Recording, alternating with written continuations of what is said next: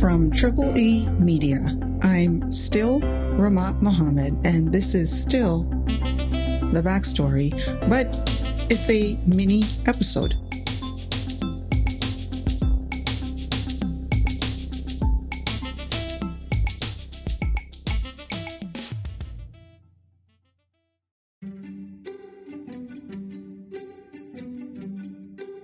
On Thursday, the 14th of April, 2022, INECnews.com reported that 45% of voter registrations, that's over 1.1 million, which happened within a 6-month period, were invalid and would not be included in the voter register for the upcoming general election.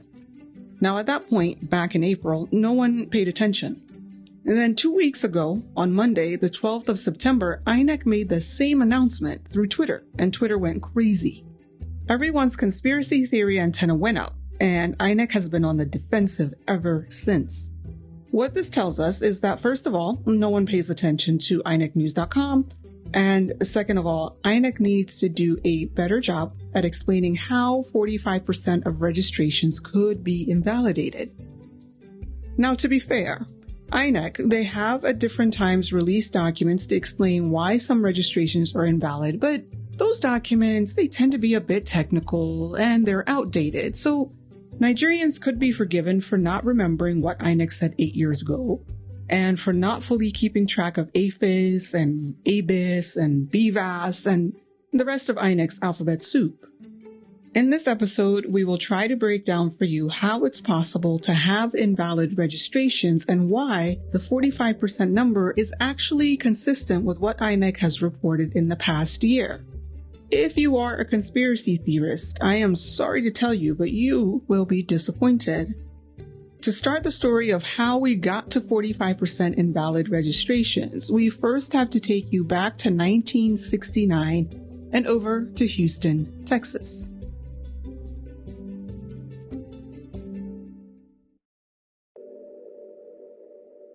In 1969, a woman named Diane Maxwell Jackson was on her way to work at a phone company in Houston, Texas. She parked her car, and as she was heading towards the building, she was abducted. The man led her to an abandoned building where he robbed her, raped her, and then killed her. Then he took off with a Mustang.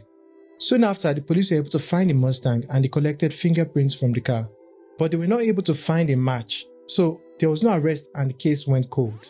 Fast forward 34 years later is 2003, and Diane's brother had managed to get some attention back on his sister's case.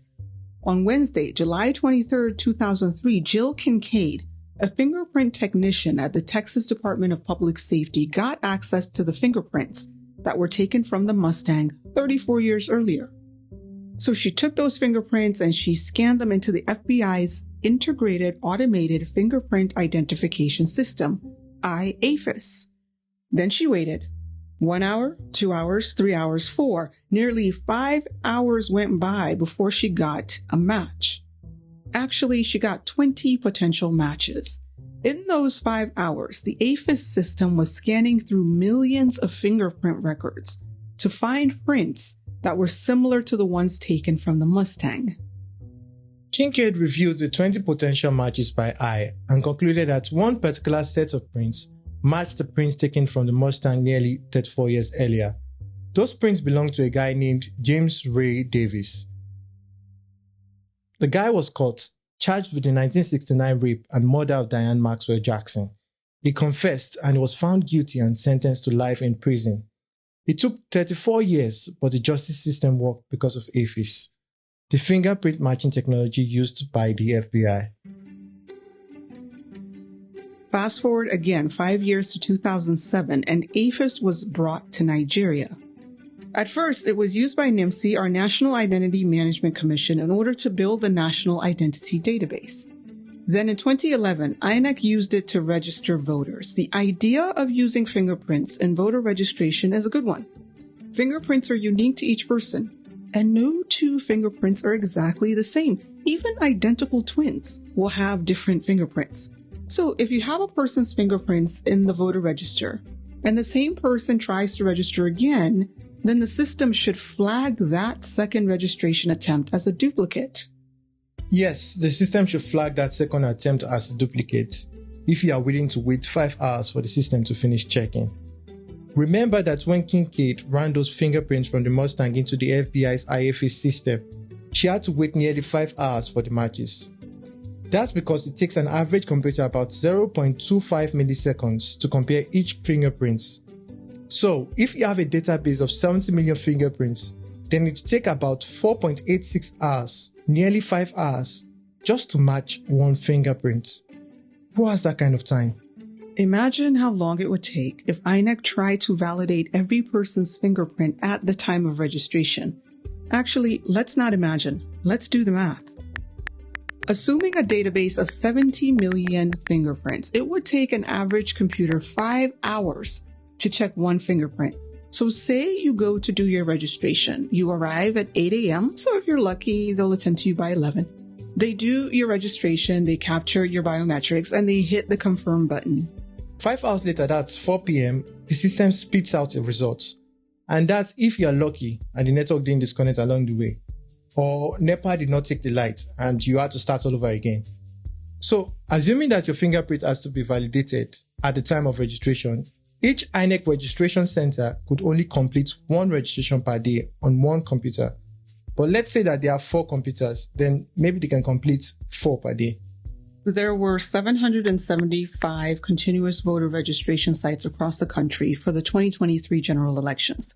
Assuming that each site is able to complete 4 registrations per day, and that's with fingerprint validation, then across the country, INEC would only be able to do 3,100 registrations per day.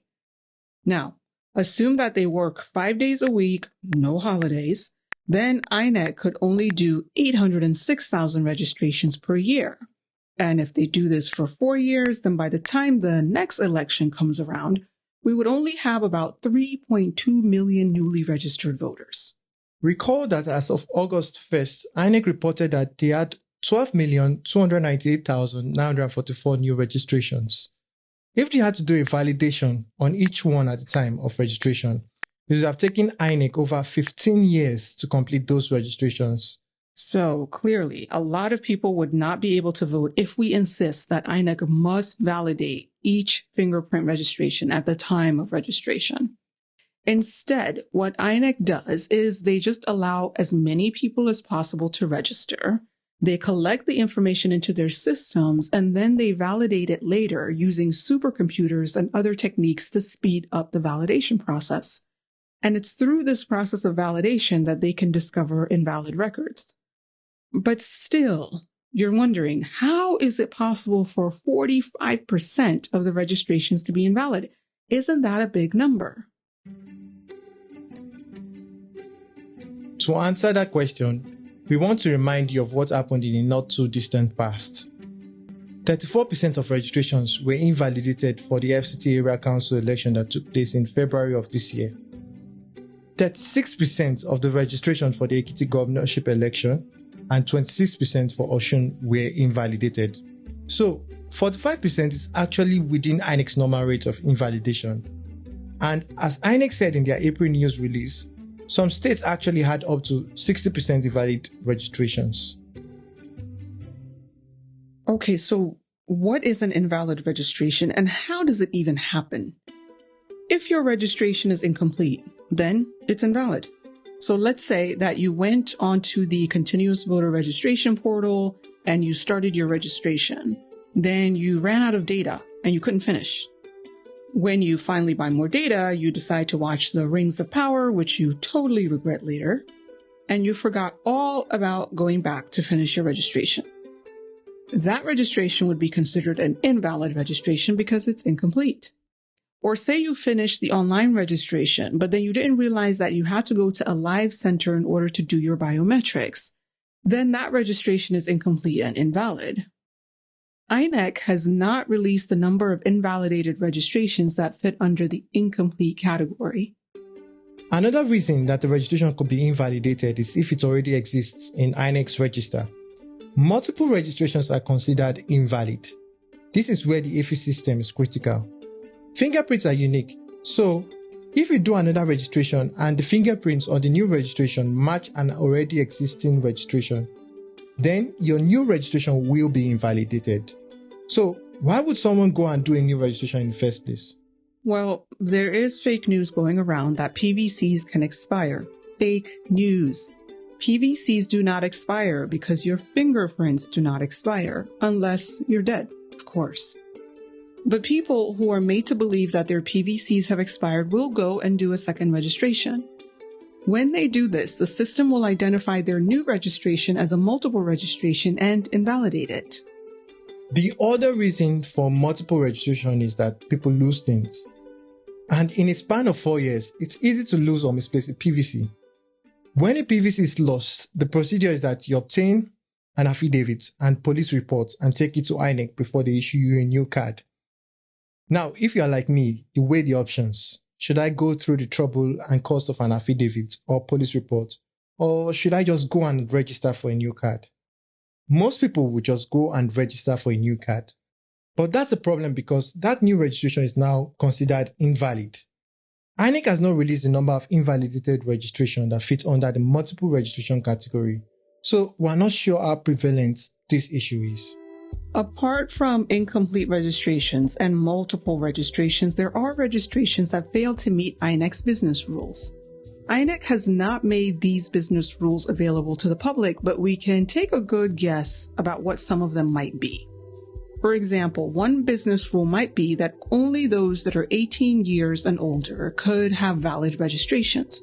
If this rule is applied, then in theory, underage voters could be eliminated from the register. Another business rule could be that only Nigerian citizens are allowed to have a valid registration.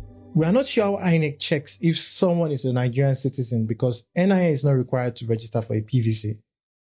Other business rules could be that the person's photo must be clearly captured or that their fingerprints must be complete or supported by additional evidence.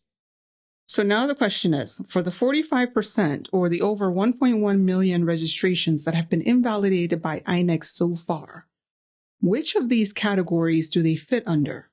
INEC has not been transparent about that, but if we are to bet, most of the invalidated registrations are likely to be incomplete registration followed by multiple registrations. We suggest that in order to silence doubts and some of the conspiracy theories going around, INEC should release a statistical breakdown of the invalidated registrations by the reasons for invalidation. Secondly, INEC should work with media and civil society organizations to help educate people on the most common reasons why registrations are invalidated. This will help bring some calm, but it also teaches people things that they should avoid doing when it comes to PVC registration. Finally, INEC should look inward. Sometimes invalidations are actually because of INEC's own failures. How many registrations were incomplete at physical sites because INEC staff failed to input all the information, or they failed to verify the information with the person before submitting it? How many registration failed business rules because INEC staff did not take a clear photo of the person? INEC should be evaluating their own performance to ensure that staff are trained for continuous improvements. Oh, and one more thing. We need to change the process for replacing a lost PVC card. If I lose my ATM card, I report it to the bank, they inactivate the card, then go through the process of issuing me a new one. I don't need a police report or an affidavit. Why can't we have the same process for PVCs?